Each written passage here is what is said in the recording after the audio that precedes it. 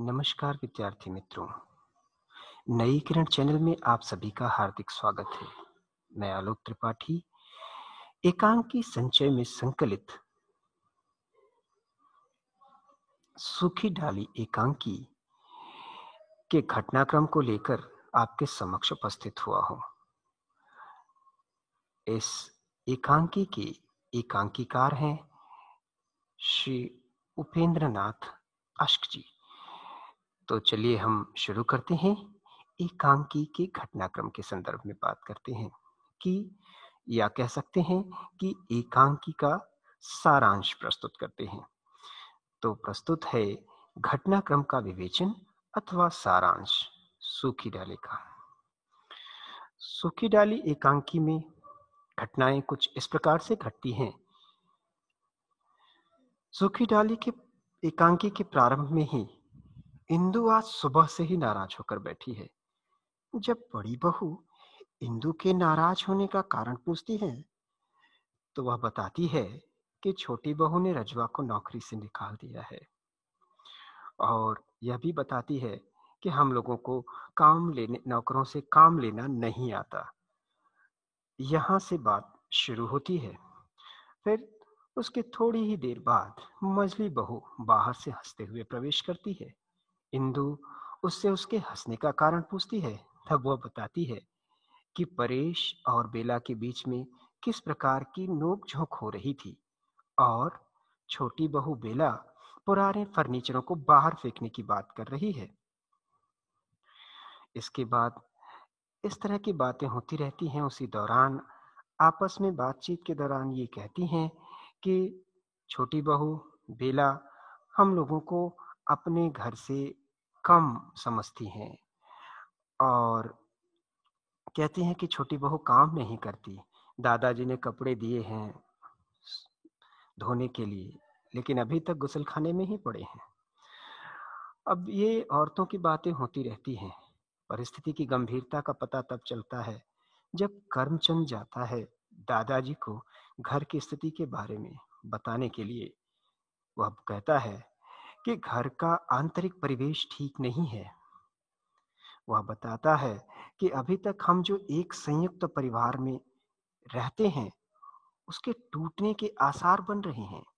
दादाजी जब करमचंद से इसका कारण पूछते हैं कि क्यों, तो वह कहते हैं करमचंद जी कहते हैं कि शायद बेला हमसे अलग होकर रहना चाहती है। तो इस प्रकार से करमचंद के द्वारा दादाजी को पता चलता है। उसी दौरान दादाजी से परेश भी मिलने आता है। आंतरिक कलह और तमाम तरह की परेशानियों से बचने के लिए परेश दादाजी के सामने सामने यह प्रस्ताव रखता है कि उन्हें बगीचे वाला मकान दे दिया जाए और वह वहीं अलग रहना चाहते हैं।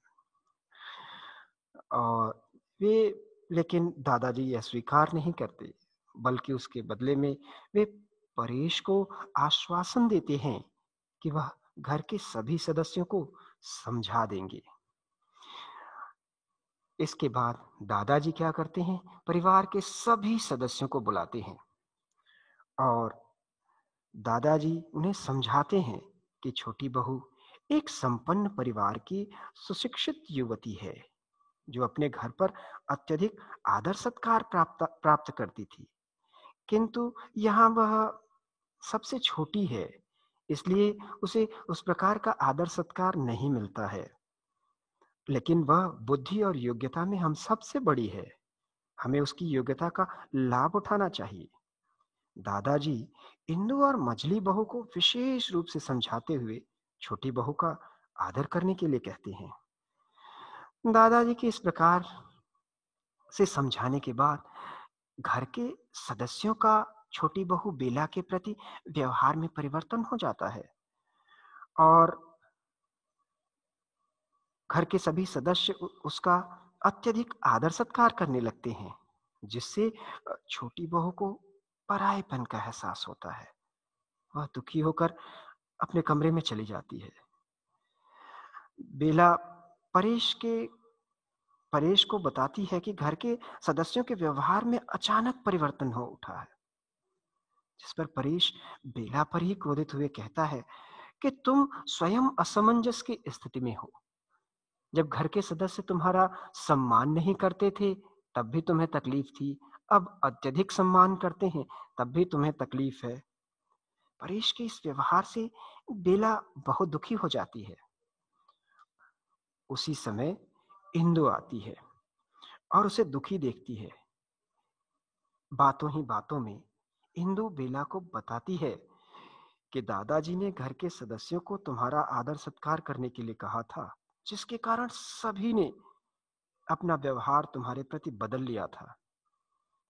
तब बेला बहुत दुखी हो जाती है। अंत में वह दादाजी से जाकर कहती है कि आप संयुक्त परिवार बनाए रखने के लिए इस परिवार से किसी को अलग होता हुआ नहीं देख सकते। लेकिन क्या आप यह देख सकते हैं कि कोई इन्हीं परिस्थितियों में दम तोड़ दे? बेला के इन्हीं संवादों के द्वारा एकांकी में एकांकी की समाप्ति होती है। इस प्रकार से यह एकांकी समाप्त हो जाती है। तो आशा करता हूँ कि आपने आपको जो घटनाक्रम मैंने समझाया वह पूरी तरह से समझ में आ गया होगा। अब इसके सूखी डाली एकांकी के पात्रों के चरित्र चित्रण, शीर्षक, उद्देश्य आदि को लेकर के फिर से आपसे नई किरण चैनल पर फिर मुलाकात होगी। तब तक के लिए अपने मित्र आलोक त्रिपाठी को इजाजत दीजिए। नमस्कार।